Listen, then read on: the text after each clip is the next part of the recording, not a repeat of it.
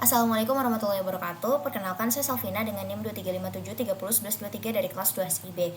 Pada kesempatan kali ini saya akan menjelaskan tugas yang sudah diberikan pada pertemuan sebelumnya, dan tugas tersebut berkaitan sama template sedap yang udah pernah dibagikan. Jadi untuk pengerjaan tugas ini saya akan melanjutkan project template sedap yang sudah saya kerjakan sebelumnya. Nah, tujuannya adalah kita akan menampilkan halaman produk yang datanya itu diambil dari data JSON. Dan ada beberapa cara untuk menampilkan halaman produk. Cara yang pertama, pada folder pertemuan 5, saya akan melanjutkan tugasnya di sini. Pertama, saya akan menyediakan file JSON-nya dulu.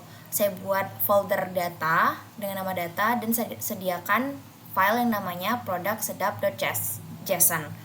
Nah, saya masukin data-data apa aja di dalam ini. Udah ada title-nya, kategori, price, image, dan brand. Dan ini ada beberapa data yang saya masukin. Selanjutnya, saya membuat halaman produk. Jadi, di dalam folder page, itu saya buat file baru yang namanya itu product.csx. Nah, inilah halaman yang akan ditampilkan di mana datanya itu diambil dari produk sedap JSON.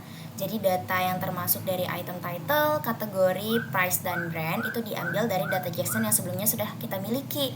Kita import produknya dari sini. Oke, setelah kita punya datanya dan kita udah punya halaman produknya, ini ada kolom kan. Jadi di sini ada tabel yang namanya itu nanti kolom 1 ada pagar, atau kita bisa ganti dengan nomor, kemudian ada name, kategori, price, dan vendornya. Nah, setelah kita udah membuat halaman produknya, langkah selanjutnya adalah pada sidebar menu kita jangan sampai lupa untuk menaruh bagian produk. Jadi nanti ketika produknya kita klik, maka akan diarahkan ke /product, URL produk, dan kalau misalnya dia aktif nanti dia akan ada hover yang backgroundnya itu warna hijau. Dan setelah menambahkan di bagian sidebar menu, jangan lupa tambahkan di bagian app. Dan app itu ada di file sini, di bagian products. Jadi ini adalah tampilan halaman sedap yang sebelumnya udah dikerjakan, dan ini adalah halaman dashboard. Nah, tadi kan kita udah buat tuh di sidebar menunya terkait bagian produknya. Kita udah nambahin icon juga, kemudian kita tambahin produk, dan kalau misalnya dia lagi aktif atau diklik maka dia hijau, ada hover yang warnanya itu hijau. Dan ini adalah list produk yang udah kita dapatkan dari data JSON tadi. Ada nomor, ada name, ada kategori, price, dan vendor. Untuk cara yang kedua, sekarang kita akan mengganti data produk yang awalnya diambil dari file JSON tadi menjadi data yang kita ambil langsung dari API produk milik si dummy JSON. Jadi kita akan lakukan dengan 2 skenario. Yang pertama, tanpa use evac, dan yang kedua adalah menggunakan use evac. Nah, ini adalah code terbaru yang udah saya masukin ke halaman produk. Jadi yang akan kita gonta-ganti itu adalah halaman produknya. Di sini ada yang baru saya import. Yang pertama itu import useState from React dan import Axios from Axios, serta yang terakhir di sini adalah import untuk icon. Itu sama seperti import icon biasanya, dan perlu di highlight untuk import data tadi itu di komen aja karena kan kita dari API produk. Nah, untuk functionnya sama, namanya produk. Tapi di sini ada variabel-variabel yang baru saya inisialisasikan. Ada produk, set produk, useState-nya, terus ada error, set error, terus ada useState yang value-nya itu 0. Kemudian ada Axios untuk mengambil data API dari dummy JSON. Nah, jadi useState ini berguna untuk menyimpan produk. Situ ada produk, kemudian kita ada set produk kan. Kemudian ada error, set error. Itu kita akan menyimpan pesan error kalau misalnya nanti ada kesalahan dalam fetch. Kemudian di sini ada Axios kan. Axios itu tuh kayak kita ngambil data produk dari API eksternal. Itu kan ada get HTTPS. Terus di sini ada set product. Set product di baris 19 ini fungsinya itu untuk menyimpan hasil produk ke state. Terus di set error ini kita itu menyimpan error kalau misalnya fetch-nya gagal. Terus di sini ada const error info kan. Nah, const error info ini gunanya itu untuk menyimpan komponen pesan error yang akan ditampilkan kalau misalnya nanti terjadi error. Terus di bagian bedanya itu nih, di baris 36 ada error info. Error info itu kayak semacam elemen yang akan menampilkan kotak kayak pesan error gitu kalau misalnya terjadi error saat pengambilan data. Misalnya kayak kalau misalnya API-nya gagal diakses, muncul pesan tuh biasanya kayak unknown error occur kayak gitu. Nah, itu adalah perbedaannya. Untuk tampilannya itu sama persis dari yang sebelumnya, tapi di sini kita bisa inspect, terus kita bisa cek di network. Nah, di sini ada prosesnya nih. Produknya itu muncul banyak sekali. Itu alasannya kenapa? Jadi alasannya itu karena React itu kan menjalankan produk tuh, function produk tadi tuh dijalankan. Terus nanti UseState itu akan membuat produk, tapi nilainya tuh masih kosong. Terus nanti ketika itu Ashes get, dia akan ngambil datanya dari API, barulah si produk tadi itu berisi di set di produk. Nah, itu terhitung satu-satu tuh. Jadi ketika sekali menjalankan function produk, dapatlah 1, terus dijalankan lagi dapat 2, dijalankan lagi sampailah selesai. Sehingga untuk statusnya di sini ada banyak sekali produk. Dan itu sangat memberatkan. Caranya supaya ini bisa diminimalisir itu adalah menggunakan yang namanya adalah use effect. Selanjutnya kita akan masuk ke cara yang kedua, yaitu menggunakan use effect. Nah, di bagian import tadi kan cuma ada use state. Di sini kita tambahin ada koma use effect. Untuk selebihnya itu sama persis import-importnya. Perbedaannya itu terletak di bagian sini.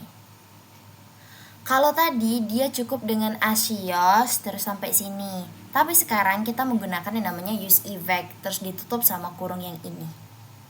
Apa sih perbedaan dari penggunaan use effect dan tanpa use effect?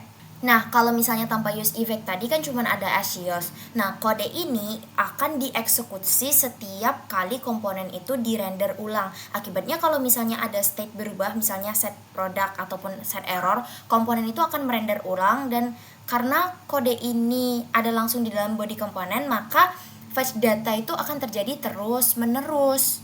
Ini menyebabkan boros dan bisa menimbulkan bug atau crash. Kalau misalnya kita menggunakan use effect, itu kan ada tuh use effect, terus ada kurung gitu kan. Nah, itu tuh kurung tadi itu menandakan bahwasanya proses ini hanya berjalan sekali, tepat setelah komponen pertama kali ditampilkan. Ini adalah cara yang benar dan efisien untuk mengambil data dari API saat komponen itu dimuat, karena tidak akan di-refetch setiap kali ada perubahan stage, jadi lebih stabil, terus dia lebih hemat dan lebih cepat juga prosesnya. Untuk tampilannya itu sama persis, tapi kita bisa lihat perbedaannya di bagian inspect, di bagian network, ketika di refresh. Nah, produknya cuma muncul 2 kali dan itu nggak sebanyak dari yang sebelumnya kan tanpa use effect. Itu menandakan bahwasanya untuk penggunaan use effect itu dapat membantu meringankan proses yang ada di halaman ini. Jadi untuk proses pengambilan data dari API-nya itu jauh lebih cepat dan lebih ringan.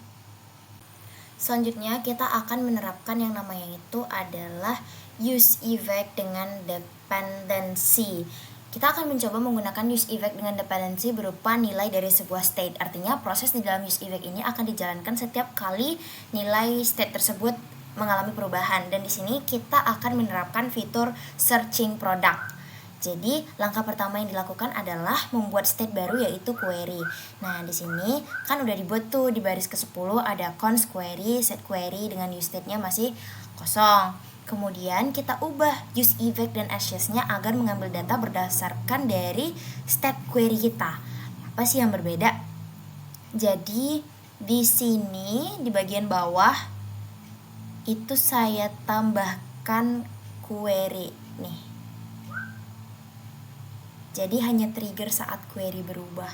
Sebelumnya tuh masih kosong kayak gini, tapi saya tambahkan bacaan untuk query. Selanjutnya kita tambahkan kolom search untuk mencari berdasarkan nama produk-produk kita. Itu diletakin di baris 45 sampai 50. Ini ada untuk input text untuk mengambil dari value kita. Ini value-nya ada query kan. Nah, fitur search kita tuh udah ada nih, tapi kita bisa melakukan optimasi lebih baik supaya API itu tidak dipanggil setiap kita ngetik satu persatu huruf, namun dijalankan 500 ms setelah user selesai mengetik. Nih, di sini makanya tadi tuh diterapin ada 500 kan. Nah, di bagian 500 ini tuh bentar. Ini kita buat dulu kayak gini. Kita deklarasikan ada variabel timeout. Kita akan set waktunya selama 500 ms. Kemudian kita clear timeout di bagian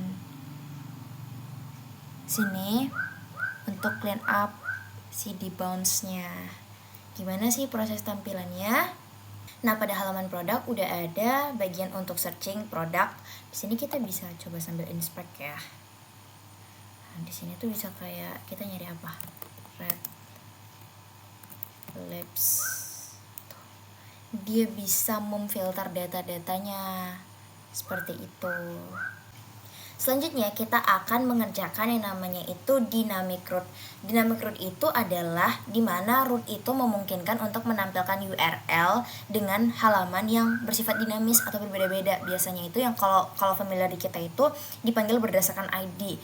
Nah, langkah pertama yang akan kita lakukan adalah pada bagian FJSX kita tambahkan untuk pemanggilan product ID yang akan diarahkan nanti ke halaman product detail. Kita buat file baru yang namanya itu product detail. Tuh filenya kita bisa buat di bagian sini. Product detail kita masukin di patch. Jadi udah kita buat file product detail.csx, kita ngambil data dummy JSON berdasarkan ID-nya. Kemudian ini kita tetap buat functionnya dulu namanya itu product detail. Selanjutnya nanti akan ditampilkan ada thumbnail, ada title, kategori, brand, dan ini diambil dari API kita tadi. Kemudian pada halaman produk jangan lupa di bagian sini ya. Nih, kita tambahkan untuk menampilkan item ID-nya itu diarahkan dulu ke sini /product. Kalau tadi kan sebelumnya gini nih. Kayak gitu kan, item title. Tapi sekarang untuk title itu kita akan buat kayak gini. Jadi kalau misalnya kita klik item title, dia akan diarahkan ke /product/id. Gimana sih tampilannya? Nah, tampilan kita tadi di bagian name itu udah berubah kayak hijau gitu karena diarahkan ke, kalau misalnya kita klik, ini kan satu nih, diklik. Lihat, di sini kan dipanggil ke /product/id-nya 1. Tampilkan deh gambar, title, kategori, brand, dan harganya. Balik deh. Kita masuk ke yang ke-10. Nah, dia munculnya di /product/10. ID-nya ada gambar, ada nama, kategori, brand, dan harga. Jadi kalau misalnya dynamic root itu dia menampilkan URL yang sama tapi dia bersifat dinamis kayak gitu. Baik, cukup sekian yang dapat saya jelaskan. Terima kasih banyak atas perhatiannya. Mohon maaf apabila terdapat kesalahan. Saya tutup. Assalamualaikum warahmatullahi wabarakatuh.